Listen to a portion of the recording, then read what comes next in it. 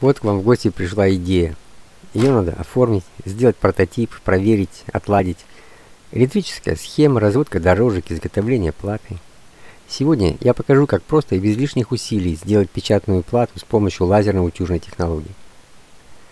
Для работы нам понадобится ацетон, обезжириватель, этиловый спирт, жидкая канифоль, хлорное железо для травления, нашатырь, самоклеющиеся обои, утюг, малярный скотч, неводный маркер для коррекции дорожек и инструмент, которым вы будете резать стеклотекстолит.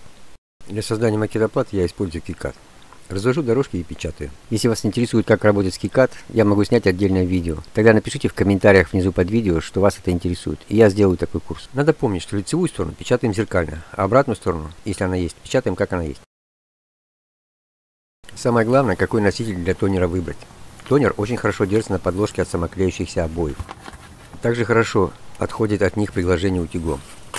Берите лист, соответствующий размеру платы. Повторно лист не используется, поэтому края листа пойдут в отходы. В моем примере используется лист формата А5. Давайте распечатаем маску на лазерном принтере. Сначала одну, например, лицевую, зеркально. Потом вторую. Посмотрим на качество печати. Дорожки в четверть миллиметра пропечатаны отлично. К принтеру никогда у меня претензий не было, эта технология за 50 лет хорошо отработана. Посмотрим, как это изображение перейдет на медную фольгу.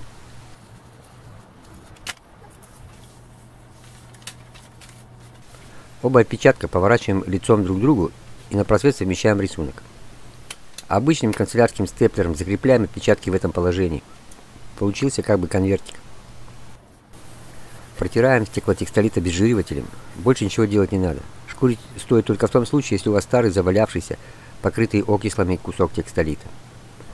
Вкладываем текстолит в конвертик, выравниваем по краям отпечатков и все фиксируем скотчем. Малярным скотчем. Здесь важно, чтобы листы не съехали диагонально.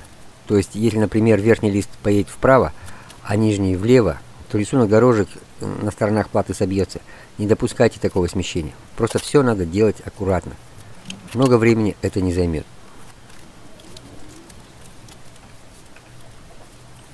Второй важный момент. Когда вы будете проклеивать скотчем полоски листа, накладывайте скотч в стык, а не внахлёст. Иначе вместе нахлёста толщина скотча будет больше, и давление на тонер будет больше. Сделайте это все аккуратно. Вот вы завернули конвертик в скотч. Теперь ничто никуда не сдвинется. Далее кладем газету, на ней будем гладить. На нее конвертик с платой, сверху лист бумаги. Для чего? Ну, предохранить скотч и отпечаток от случайного прорыва.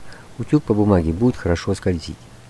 Ставим температуру нагрева утюга на 2 точки. Это даст температуру нагрева утюга около 130 градусов. Точнее, в диапазоне от 105 до 150, в среднем 130. После нагрева утюга гладим наш конвертик в течение 2 минут. Одну, а потом другую сторону.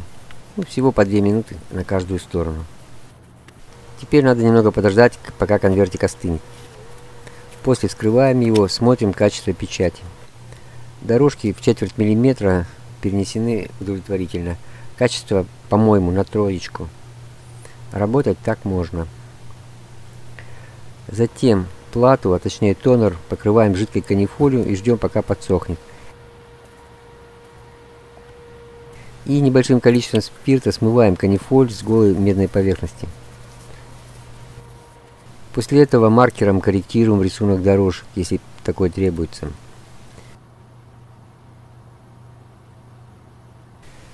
Все, теперь можно травить плату. Я травил хлорным железом 50 грамм на 250 мл воды. И добавлял чайную ложку нашатырного спирта 3%. Травление 2 сторон у меня заняло 20 минут. Важно! Помните, что травление нижней стороны платы идет гораздо быстрее, чем верхней, поэтому почаще переворачивайте плату. Для равномерности травления постоянно покачивайте ванночку.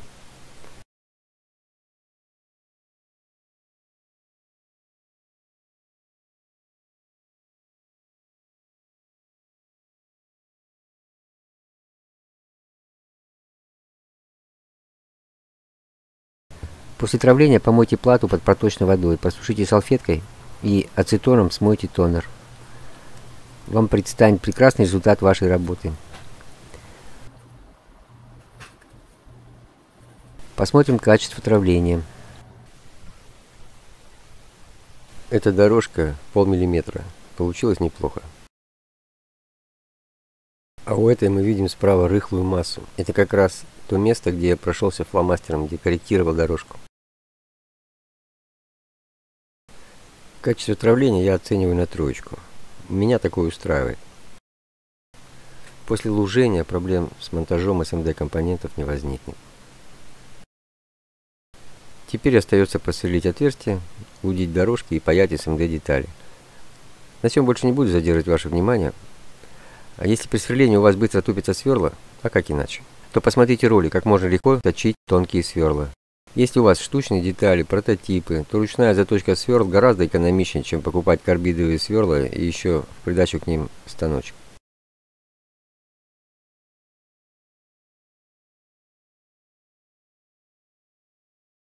Вот еще фрагмент из моего будущего ролика про прибор для поиска скрытой проводки под напряжением или без напряжения.